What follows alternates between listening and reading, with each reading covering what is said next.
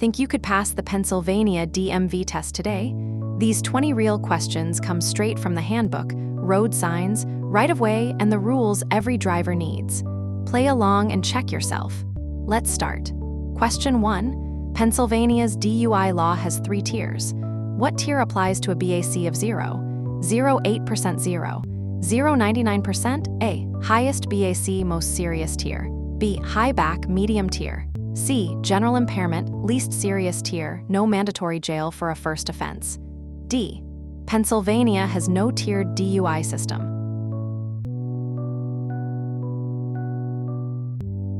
The correct answer is C. Pennsylvania's 3-tiered DUI system: general impairment 0, 0.8% 0, 0.99% high back 0, 10% 0, 159% and highest BAC 0, 16% plus. For a first offense general impairment, there is no mandatory jail. The sentence is 6 months of probation. The higher the tier, the stricter the mandatory minimums for jail, fines, and license suspension. Question 2.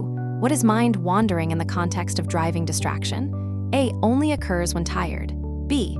The spontaneous drift of attention away from driving to unrelated thoughts, daydreaming, occurs even when eyes are on the road. Research shows it occurs in up to 50% of driving time and contributes to crashes. C. Only occurs during monotonous highway driving. D. A sign of dangerous impairment requiring immediate stopping.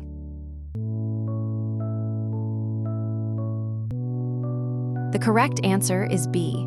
Mind wandering, spontaneous attention drift, is thought about anything other than driving common during familiar routes.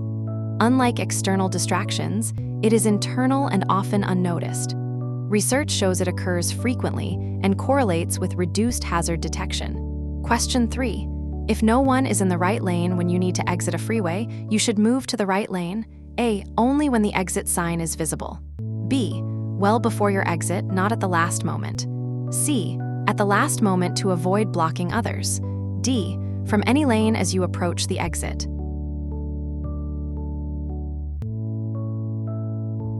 The correct answer is B. You should move to the exit lane well in advance of your exit. Last-minute lane changes at high speed are dangerous and a leading cause of freeway accidents. Question 4. What does serpentine belt failure indicate during driving? A. A normal sound from the engine. B. Squealing or chirping from the engine bay, followed by potential power steering loss, battery warning light, and eventual engine overheating if not addressed. The serpentine belt drives critical accessories. C. Only a risk for older vehicles. D. A warning that the transmission needs service.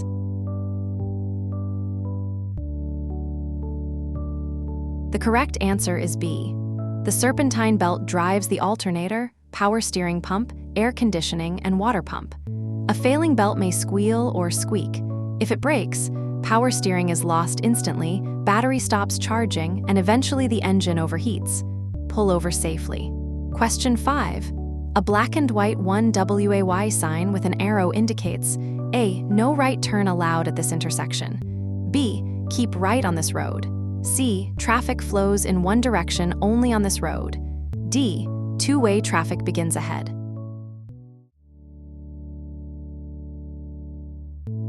The correct answer is C. One-way signs indicate that traffic moves in only one direction on that road.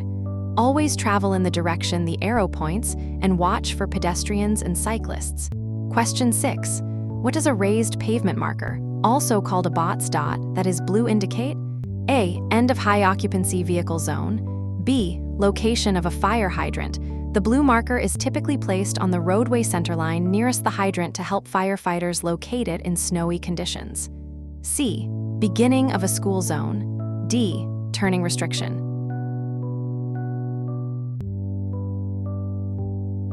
The correct answer is B. Blue raised pavement markers, BOTS dots, placed in the roadway mark the location of fire hydrants, typically on the center line or roadway near the hydrant.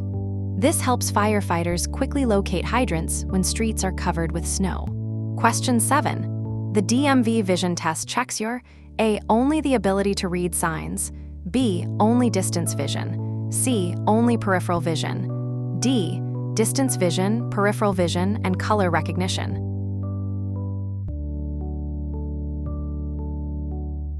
The correct answer is D.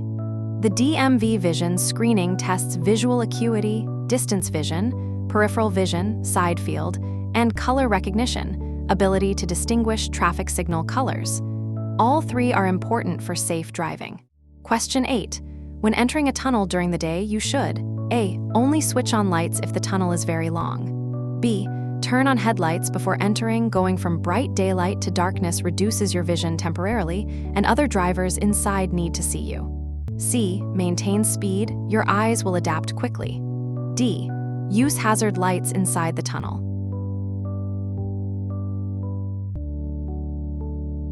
The correct answer is B. Turn on headlights before entering a tunnel. The transition from bright daylight to tunnel darkness causes a temporary vision impairment as your eyes adjust. Headlights ensure other drivers and pedestrians can see you immediately. Question 9. This sign means A. The road elevation changes by exactly 8 feet in total. B. Only trucks need to slow down for this grade. C. The sign only applies going uphill. D. A steep 8% downhill grade is ahead. Shift to a lower gear and use engine braking rather than relying on your brakes alone.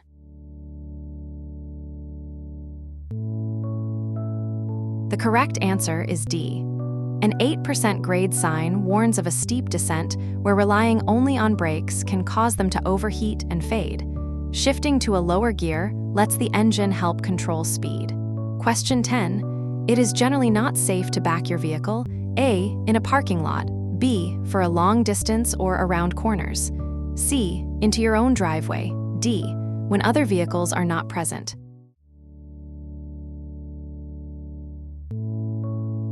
The correct answer is B.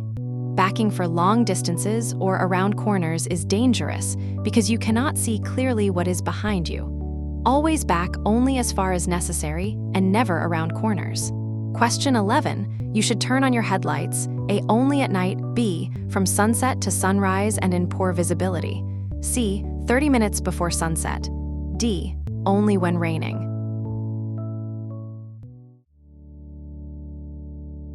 The correct answer is B. Use headlights from sunset to sunrise and whenever visibility is reduced due to weather or other conditions. Question 12.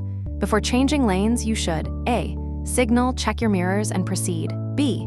Signal, check mirrors, look over your shoulder to check your blind spot, then change lanes smoothly when safe. C. Only check your driver's side mirror since the passenger side is difficult to see. D. Change first, signal after. Signaling in advance alerts tailgaters to your position.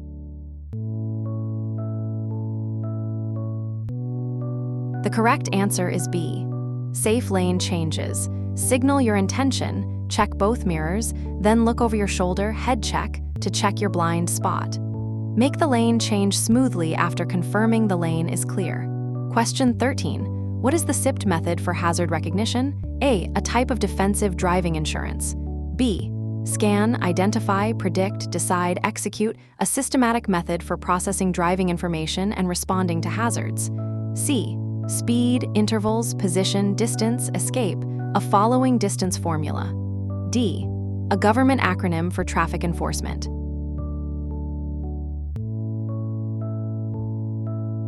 The correct answer is B. SIPT.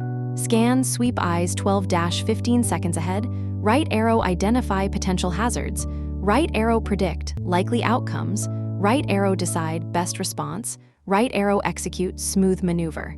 This systematic process prevents surprise reactions and improves hazard response time. Question 14. Why is it a bad habit to rest your left foot on the clutch pedal manual transmission or your right foot lightly on the brake pedal while driving normally? A. It has no effect on the vehicle at all. B. Constant light pressure causes premature wear on the clutch or brakes, and on the brake pedal, it can also illuminate your brake lights and confuse drivers behind you. C. It improves fuel economy significantly. D. It's required for proper posture while driving. The correct answer is B. Resting a foot with even light, constant pressure on the clutch or brake pedal causes unnecessary wear over time, and lightly riding the brake pedal can also keep your brake lights lit, which is confusing and potentially misleading to drivers behind you. Question 15. When is it acceptable to make a lane change? A. At any time as long as you signal. B. Only when traffic is light. C. When there is a safe gap in the target lane, you have checked mirrors and blind spot, and no solid white line prohibits it.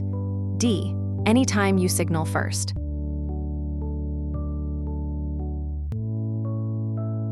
The correct answer is C. Safe lane changes require a safe gap in the target lane, clear mirrors and blind spot check, proper signaling, and no solid white line or road marking that prohibits the change. Question 16. If the acceleration lane onto a freeway is too short to reach highway speed safely, what should you do? A. Come to a full stop at the end of the lane and wait for an opening. B. Use the available lane length to accelerate as much as possible and merge into the nearest safe gap, signaling your intent. C. Merge at a much slower speed than traffic and let others adjust to you. D. Reverse back to the ramp and try again.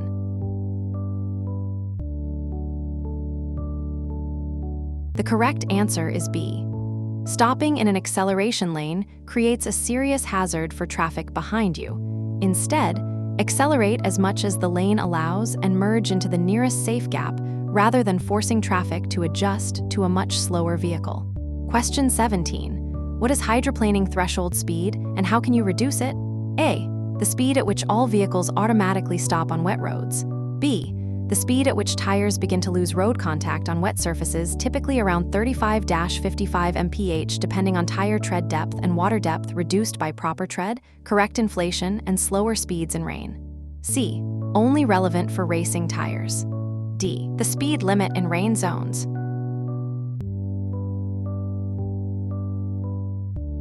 The correct answer is B. Hydroplaning begins at lower speeds as tire tread wears less water channeling capacity. Good tread tires may resist hydroplaning to 55+ mph.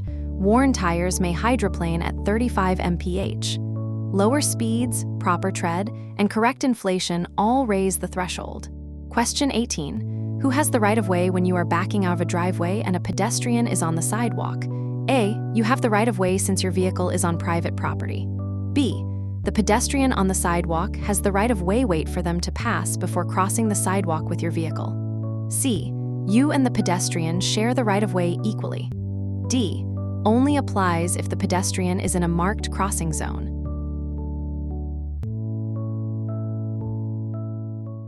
The correct answer is B. Pedestrians on sidewalks always have the right-of-way over vehicles crossing the sidewalk from driveways or parking lots. Wait for pedestrians to pass before crossing the sidewalk. Question 19. A flashing yellow light at a railroad crossing, separate from a traffic signal, means A. The crossing is clear, proceed at normal speed.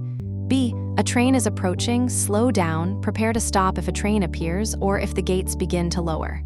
C. The crossing lights are malfunctioning. D. Railroad workers are present.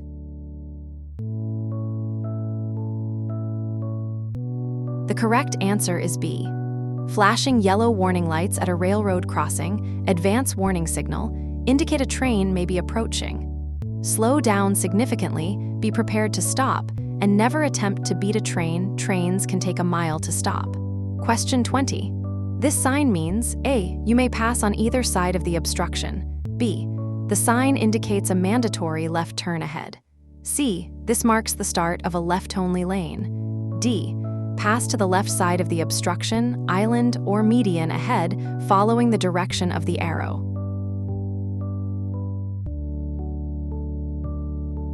The correct answer is D. Keep left signs mark a specific side to pass an obstruction, traffic island, or median. You must follow the arrow's direction rather than choosing either side. So, how many did you get right?